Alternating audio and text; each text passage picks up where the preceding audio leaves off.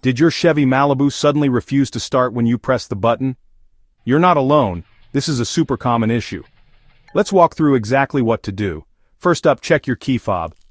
If the battery's dead or weak, your Malibu won't sense it, and the car won't start. Try holding the fob right up to the start button, or use your backup fob if you have one. Still nothing? Make sure your foot is pressing firmly on the brake pedal. If you're not, the system won't engage. Next, check your gear shift.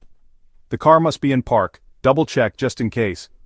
If you see a key not detected message, swap out the fob battery. Most fobs use a basic coin cell battery you can find at any store. If your Malibu's battery is weak, the push-button start might fail. Listen for slow cranking or dim lights. If so, get a jump start or replace the battery. If none of these steps work, it might be a blown fuse or a faulty brake switch.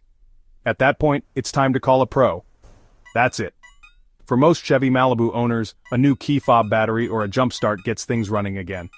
Stay safe, and good luck.